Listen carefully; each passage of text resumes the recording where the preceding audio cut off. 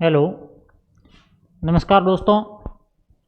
कल अपन ने पिछली क्लास में बात की थी जंतुओं के वर्गीकरण के आधार, ठीक है, एनिमल क्लासिफिकेशन बेसिस। उसमें जो अपन ने सबसे पहले बात की थी वो था जंतुओं का जो संगठन है उसके आधार पे। फिर अपन ने आगे पीछे की क्लास में जो जस्ट बात की थी वो देह गुहा या सीलोम के आधार पे, उसके आधार पे अपने जंतुओं को 3 भागों में बांटा। उसमें आपके एक गुहीय प्राणी, एक कूटगुहीय प्राणी और एक थे आपके अगुहीय प्राणी। एसिलोमेट यानी अगुहीय, सिलोमेट यानी गुहीय और सूडोसिलोमेट यानी कूटगुहीय प्राणी। उसके आधार पे अपने जंतुओं को कितने भागों में बांट दिया था? 3 भागों में बांट दिया था। आज बात करेंगे जंतुओं के वर्गीकरण का। अगला स्टेप आपके है भ्रूणीय परिवर्तन। क्या है? भ्रूणीय परिवर्तन।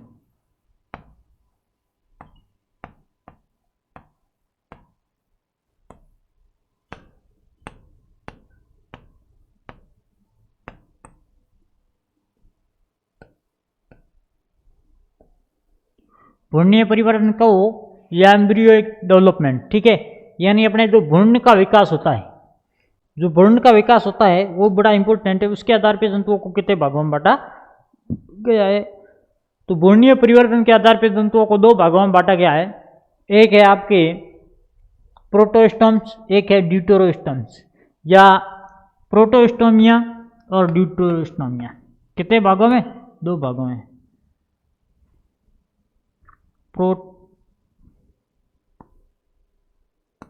प्रोटेरोस्टोमिया, प्रोटेरोस्टोमिया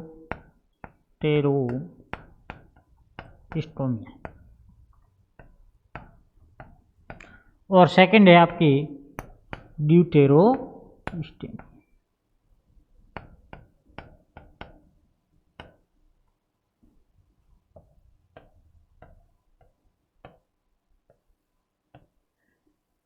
ये जंतु वर्गीकरण के जो आधार है वो किसके आधार पे हैं? भ्रूणीय परिवर्तन के आधार पे। अब बात करें इन दोनों में अंतर क्या है, इनका अलग अलग नामकरण क्यों हुआ? जब भ्रूण का विकास होता है, भ्रूण का विकास किससे होता है? ब्लास्टोसिस से। किससे होता है? ब्लास्टोसिस से या ब्लास्टुला से। उस समय ये परिवर्तन दिखाई देते हैं। क्या परिवर्तन दिखाई देते हैं? प्रोटेरोस्टोमिया और ड्यूटेरोस्टोमिया, इन दोनों का जो भ्रूण परिवर्तन है वो यहाँ पे दिया गया है, प्रोटेरोस्टोमिया, ठीक है। इसमें जब भ्रूण का परिवर्तन होता है, किसका परिवर्तन होता है? भ्रूण का परिवर्तन होता है तो कोरक रंध्र से मुख का निर्माण होता है। किससे, किसका निर्माण होता है? जो कोरक रंध्र है, ये आपका कोरक है और ये इसका कोरक का क्या है? रंध्र है। यह कोरक का जहाँ पे मुख है उससे किसका निर्माण होता है? मुख का निर्माण होता है। किसका? मुख का निर्माण होता है। अब बात करें ड्यूटेरोस्टोमिया में, ड्यूटेरोस्टोमिया के अंदर जो कोरक रंध्र का मुख होता है या जो कोरक रंध्र होता है उससे गुदा का निर्माण होता है। किसका निर्माण होता है? उससे एनस यानी गुदा का निर्माण होता है। बस प्रोटेरोस्टोमिया और ड्यूटेरोस्टोमिया में मुख्य अंतर यही है कि कोरक रंध्र से मुख का निर्माण किसका होता है और कोरक रंध्र से गुदा का निर्माण किसका होता है। ये इन दोनों के अंदर क्या है? मुख्य अंतर है, ठीक है। अपन बात करें यहाँ पे मुख के निर्माण की तो वो तो होगा आपके प्रोटेरोस्टोमिया में, और बात करें गुदा निर्माण की तो वो होगा ड्यूटेरोस्टोमिया में। किससे होगा? कोरक रंध्र से। किससे होगा? कोरक रंध्र से। अब इसके साथ साथ में अगली बात यह है कि प्रोटेरोस्टोमिया के अंदर कौन कौन से जंतु आएंगे और ड्यूटेरोस्टोमिया में मैंने आपको देह गुहा के आधार पे बताया था। अब देह गुहा वाला वर्गीकरण यहाँ पे हो जाएगा एसिलोमेट। कौन से? एसिलोमेट और सूडोसिलोमेट। और क्या है? सूडोसिलोमेट। एसिलोमेट और सूडोसिलोमेट। अब मैंने ऊपर एसिलोमेट और सूडोसिलोमेट लिखा है तो तो नीचे जायज है कि यहाँ पे जो पीछे बस गया डिटोरोस्टोमिया के लिए वो आ जाएगा कौन सा, सीलोमेट। अब यहाँ पे देखो प्रोटेरास्टोमिया है, इसके अंदर एसिलोमेट और सूडोसिलोमेट वाले जंतु आएंगे, यानी वे जंतु जिनका सिलोमेट का निर्माण किससे होता है, मीजोडर्म से होता है, ठीक है। तो वे जंतु जिसके अंदर एसिलोमेट यानी अहगुह्य प्राणी जिनके अंदर देह गुहा नहीं पाई जाती है, और सूडोसिलोमेट यानी कूट गुह्य प्राणी जिनके अंदर देह गुहा कूट देह गुहा पाई जाती है। कैसी पाई जाती है, कूट देह गुहा पाई जाती है। तो ये बात आपको ध्यान रखने योग्य है। अब इनके अंदर आता है विदलन, आगे क्या आता है, विदलन आता है। विदलन दोनों के अंदर अलग अलग होता है, ठीक है, दोनों के अंदर क्या होता है, विदलन अलग अलग होता है। अब प्रोटेरोस्टोमिया में क्या होता है, प्रोटेरोस्टोमिया के अंदर विदलन होता है, वो निर्धारी होता है। कैसा होता है, निर्धारी होता है और सर्पिल होता है, निर्धारी व सर्पिल। देखते जाइए, आगे लिखवाएंगे वापस इनका वर्गीकरण में अंतर दोनों का अलग अलग लिखवा दूंगा। यहाँ पे तो ठीक है, ये बनाई बात भी आपको बता रहा। इनका जो विदलन होता है वो कैसा होता है, निर्धारी होता है और सर्पिल होता है, ठीक है। और इसके अंदर जो विदलन होता है वो अरीय होता है। कैसा होता है, अरीय विदलन होता है या द्विपार्श्वीय होता है। कैसा होता है, अरीय या द्विपार्श्वीय। तो इनमें विदलन होता है अरीय या द्विपार्श्वीय,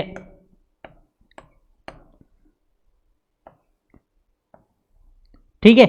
और यहां पे कैसा था, मैंने बताया था सर्पिल प्लस कैसा था, निर्धारी।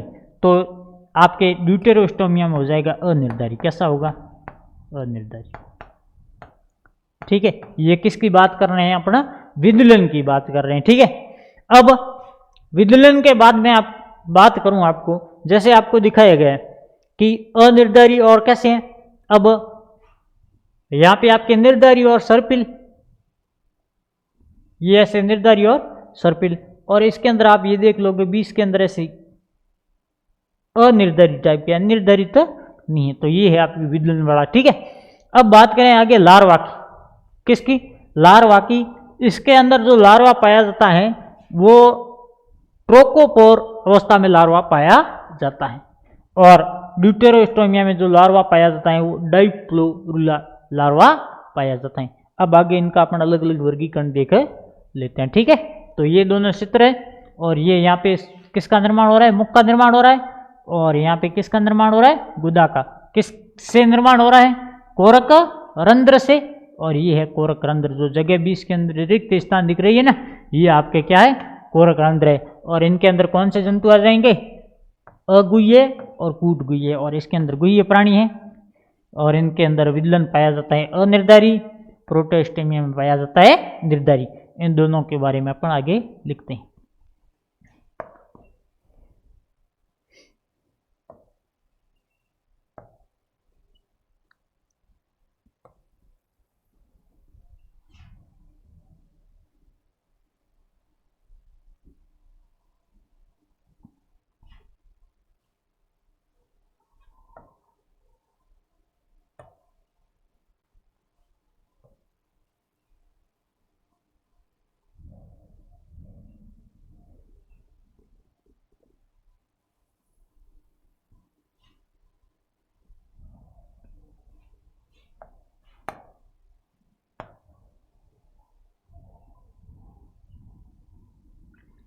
अब अपन बात करते हैं इन दोनों के अंदर अंतर की, किसकी, अंतर की सारणी बना लो आप।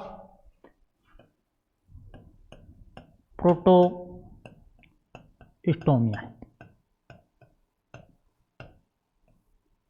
और इधर आपके हो जाएगा ड्यूटेरोस्टोमिया,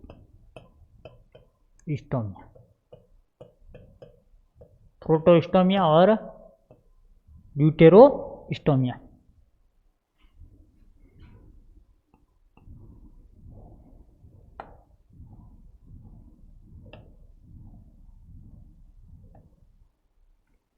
पे आप लिखो भ्रूण में कोरकरंध्र द्वारा, किस द्वारा, कोरकरंध्र द्वारा भ्रूण में कोरक रंध्र द्वारा मुख का निर्माण होता है। मुख का निर्माण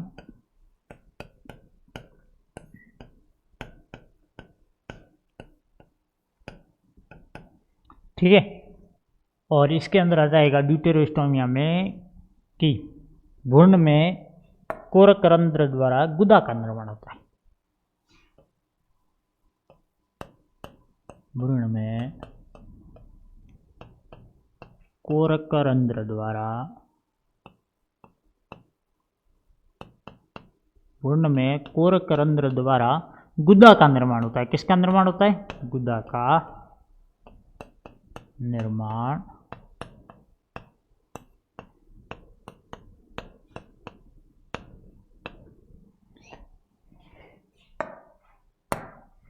ठीक है।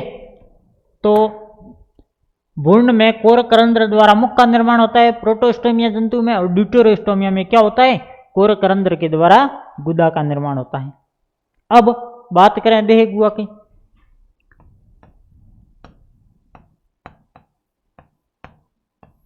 इनमें मिथ्या देह गुहा या कूट देह गुहा, ठीक है, मिथ्या गुहा या देह गुहा तथा मिथ्या देह गुहा तथा एसिलोमेट,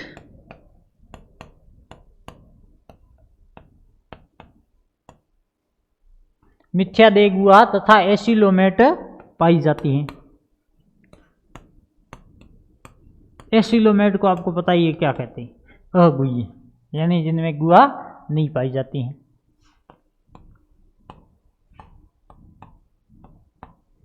इनमें सीलोमेट पाई जाती हैं। क्या पाई जाती हैं? सीलोमेट पाई जाती हैं।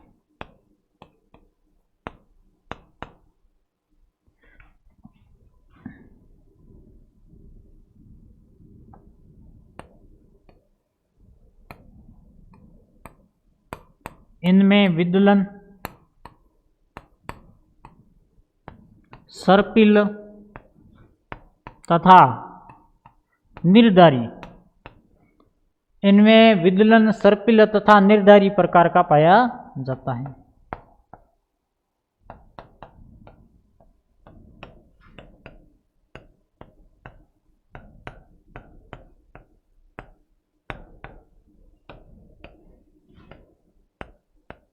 इनमें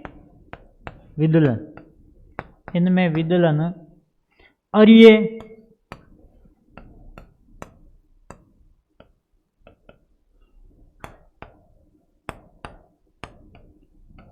अरिये या द्विपार्श्व तथा अनिर्धारी प्रकार का पाया जाता है। अनिर्धारी प्रकार का पाया जाता है।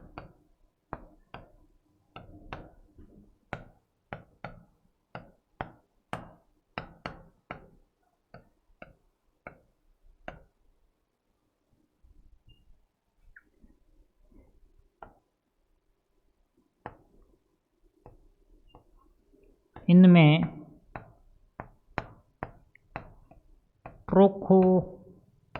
ट्रोकोफोर लार्वा पाया जाता है, और ड्यूटेरोस्टोमिया में इनमें डाइप्लूजुला, कैसा? डाइप्लूरुला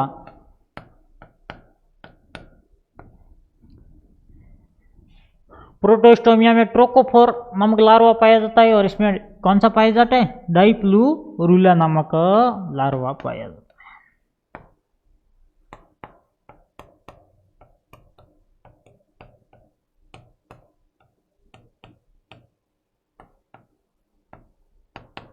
ठीक है। अब पूछे आपको इसके अंदर संघ कौन कौन से आते हैं। मैंने यहाँ पे एक बात लिखवाई कि एसिलोमेट और मिथ्या देह गुहा पाई जाती हैं, तो इसके अंदर जो जंतु आते थे वो अब भी यहीं आएंगे। और उधर कौन सी लिखवाई थी, सिलोमेट, यानी पहले जो सिलोमेट में लिखवाई थी वो संघ अब यहाँ पे आएंगे। तो ये आपको ध्यान रखने योग्य है, लिखो इनके संघ कौन कौन से, नीचे एग्जाम्पल या उदाहरण जो भी आपको लिखना।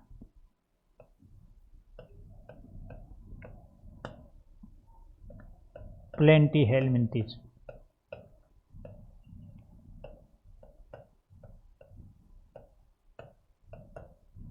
प्लेंटिहेलमिंथेस, एस्केहेलमिंथेस,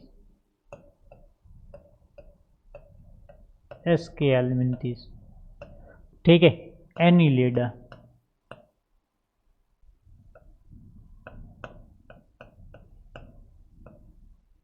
एनिलिडा, ऑर्थोपोडा और मोलस्का, ऑर्थोपोडा, और इसमें कौन सा आ जाएगा, मोलस्का।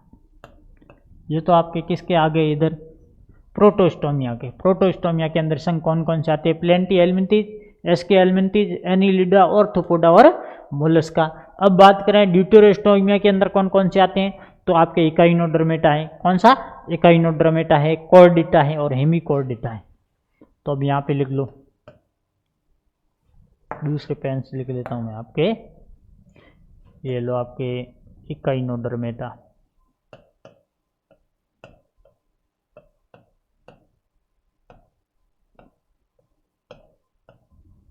इकाइनोडर्मेटा है आपके, हेमिकॉर्डिटा है,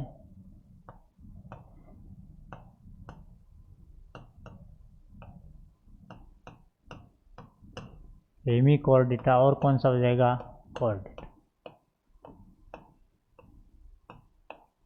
ये आपके किस में हो गए, ड्यूटेरोस्टोमिया में। तो ये सारणी आप बना लो एट जी, इट इज इम्पोर्टेंट है। ये किसके आधार पे है, भुर्णीय परिवर्तन के आधार पे। भुर्णीय परिवर्तन के आधार पे तो कितने भागों में बांटा गया, 2 भागों में बांटा गया, दोनों भागों के मैंने आपको अंतर लिखवा दिए। और बात करें चित्र की, तो चित्र आप यहाँ से देख लेना कि आपको इतना ही ध्यान रखना है, यहाँ पे जो कोरकरंध्र है इससे किसका निर्माण हो रहा है, मुख का, और यहाँ पे कोरकरंध्र है उससे किसका निर्माण हो रहा है, गुदा का। इंपॉर्टेंट इसमें इतना ही, ठीक है। तो ये सारणी आप बना लो। इसके बाद में आपके आता है खंडी भवन या सिग्मिनेशन। क्या आता है, खंडी भवन या सिग्मिनेशन। तो अपन अगला देखते हैं खंडी भवन के बारे में।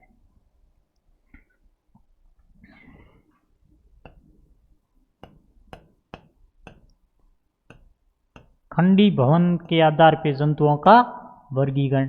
अब यहाँ पे भी 2 भागों में बांटा गया है। कितने भागों में बांटा गया है, 2 भागों में। एक सतही समखंडन, क्या है, सतही समखंडन, ये हो गया। और एक आपके हो जाएगा अंतर अंगीय। क्या है, अंतर अंगीय, अलग अलग बोलूं तो है अंतर अंगीय खंडी भवन, ठीक है, या अंतरंगीय खंडी भवन।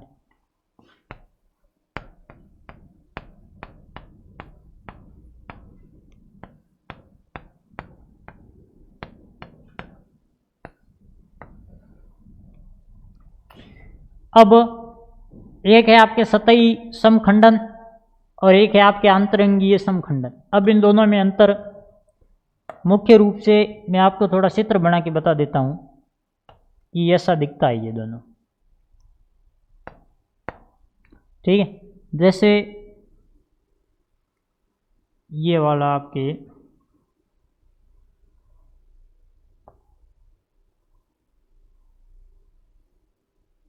ठीक है,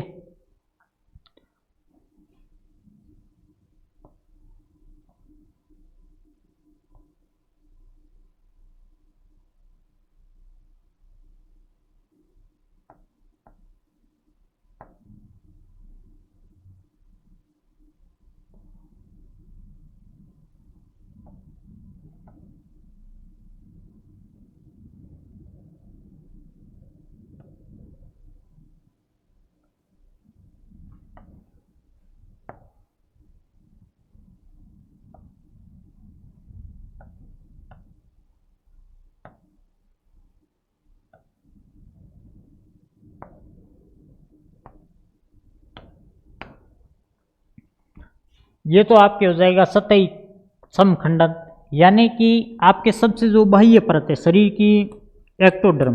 क्या है? एक्टोडर्म। शरीर की जो सबसे बाह्य परत है उसके अंदर जो खंडी भवन होता है आपके, वो होता है सतही समखंडन। क्या होता है? सतही समखंडन, यानी सतह के ऊपर ऊपर जो खंड होते हैं उसे कहते हैं सतही समखंडन। ये केवल किस में होता है? एक्टोडर्म में, केवल शरीर की बाह्य परत के अंदर। और इसके अंदर जो जंतु आते हैं वो कौन कौन से आते हैं, ध्यान रखना आपके, एक तो कूटगुह्य प्राणी और एक अगुह्य प्राणी। कौन कौन से? कूटगुह्य और अगुह्य। कूटगुह्य और एक अगुह्य। ठीक है, इन दोनों के नाम आपको पता ही है। कूटगुह्य को कहते हैं सुडोसिलोमेट और अगुह्य को कहते हैं सिलोमेट। और सिलोमेट के अंदर कौन कौन से हैं वो मैंने अभी आपको पीछे लिखवाए। तो इसके अंदर आपको सतही समखंडन में इतना याद रखना है कि ऐसा समखंडन जो केवल एक्टोडर्म परत के अंतर्गत पाया जाता है और जंतु की शरीर की सतह के ऊपर ऊपर समखंडन पाया जाता है, आंतरिक अंगों में कोई खंड नहीं पाया जाता है। ठीक है, और ये एक्टोडर्म में होता है। किस किस में होता है? एसिलोमेट और सुडोसिलोमेट में। ठीक है, अब बात करें आपके अंतर अंगीय समखंडन, यानी अंतर अंगीय समखंडन। अंदर के अंगों का भी समखंडन, समान भागों में अंग बढ़ते हैं, उसे कहते हैं अंतरंगीय समखंडन। ये कोर्डेटा में पाया जाता है। किस में पाया जाता है? कोर्डेटा में पाया जाता है। इसमें शरीर की जो परत होती हैं वो तीनों परत, एंडोड्रम, एक्टोड्रम और मीजोड्रम। ठीक है, मीजोड्रम मध्य में स्थित रहती है। एंडो और एक्टोड्रम में क्या पाया जाता है? समखंडन। ठीक है, तो इसमें आपको ये ध्यान रखना है कि तीनों स्तर होते हैं ना, तीनों स्तर। तीनों स्तर कौन कौन से? एंडोड्रम, मीजोड्रम और एक्टोड्रम। शरीर की जो तीनों परतों के अंदर खंडन पाया जाता है उसे अंतर अंगीय समखंडन कहते हैं। और ये कौन से जंतुओं में पाया जाता है? सिलोमेट जंतुओं में। कौन से में? सिलोमेट जंतुओं में पाया जाता है, जिनमें देह गुहा उपस्थित होती हैं। और कोर्डेटा वर्ग के ज़्यादातर जंतुओं में ये पाया जाता है। तो ये बात आपको ध्यान में रखनी है खंडी भवन के बारे में। अब बात करें, यहाँ पे मैंने अभी आपको ये स्तर बताए, इन स्तरों के आधार पे भी जंतुओं को दो भागों में बांटा गया है। कितने भागों में बांटा गया है? इन स्तरों के आधार पे भी जंतुओं को दो भागों में बांटा गया है।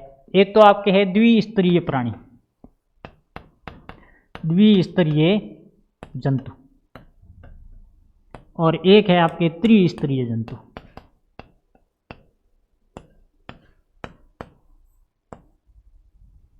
एक द्विस्तरीय जंतु और एक है आपके त्रिस्तरीय जंतु। द्विस्तरीय जंतु के अंदर दो ही परत पाई जाती है, एंडोड्रम और एक्टोड्रम। कौन कौन सी?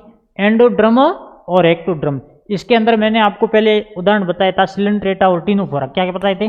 द्विस्तर में आते हैं आपके सिलेंट्रेटा और टिनोफोरा। इनको छोड़ के समस्त बाइलेटरियल प्राणी इसमें आते हैं। कौन से आते हैं? बाइलेटरियल।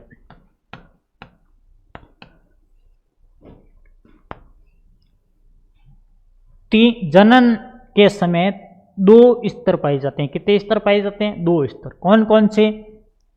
एंडोड्रम और एक्टोड्रम।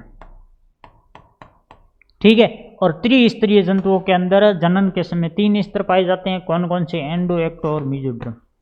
एंडोड्रम, मीजोड्रम और सबसे लास्ट में आके आ गया एक्टोड्रम। तो ये जंतु वर्गीकरण वाला आपके चैप्टर है ना, यहीं पे खत्म होता है। अपन ने कहाँ कहाँ बात की थी, किस किस के बारे में बात की थी, मैं थोड़ा यहाँ पे अगले पेज पे ले लेता। ठीक है, अपन ने जो सबसे पहले बात की थी वो की थी शरीर के संगठन के आधार पे। किसके आधार पे? शरीर के संगठन के आधार पे।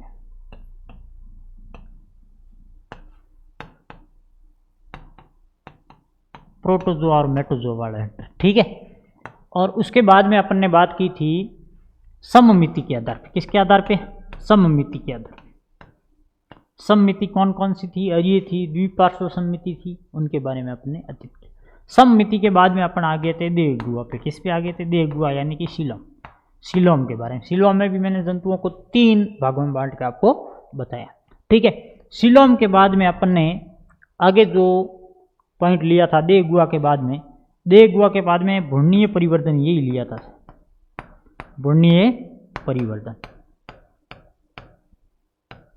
ठीक है। और भ्रूणीय परिवर्तन में भी अपने जंतुओं को कितने भागों में बांटा, 2 भागों में। भ्रूणीय परिवर्तन के बाद में खंडी भवन लिया, क्या लिया, खंडी भवन लिया। खंडी भवन में भी जंतुओं को 2 भागों में बांटा, कितने भागों में बांटा, 2 भागों में। और खंडी भवन के बाद में सबसे लास्ट में मैंने लिया आपके जनन स्तर, क्या लिया है, जनन स्तर, या जनन स्तर को आप कह सकते हैं कि श्रम स्तर, ठीक है। तो इसके आधार पे भी कितने भागों में बांटा, 2 भागों। अब मैं आपको बताता हूँ शरीर संगठन के आधार पे प्रोटोजोआ और मेटोजोआ 2 भागों में बांटा अपन ने यहाँ पे, ठीक है। उसके बाद में सम्मिति के आधार पे जंतुओं को 3 भागों में बांटा था, देह गुहा के आधार पे जंतुओं को 3 भागों में बांटा था, भ्रूणीय परिवर्तन के आधार पे जंतुओं को 2 भागों में बांटा था, और खंडी भवन के आधार पे भी जंतुओं को कितने भागों में बांटा, 2 भागों में, और जनन स्तर के आधार पे भी 2 भागों में। तो मैंने आपको बता दूं 2, 3, 5, 3, 8, 10, 12 और 14 वर्ग में जंतुओं का वर्गीकरण करके आपको बता दिया है 2 या 3 क्लास के अंदर।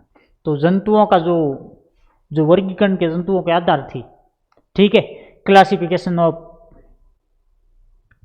एनिमल्स, एनिमल के जो बेसिस थे, किस आधार पे इनको बांटा जाता है, तो उनकी बात अपन ने इस अध्याय में की। इसी के साथ आपके ये जंतु वर्गीकरण के आधार वाला चैप्टर यहीं पे खत्म होता है। फिर मिलेंगे अगली क्लास में अगले नए चैप्टर के साथ, तब तक के लिए जय हिंद, धन्यवाद।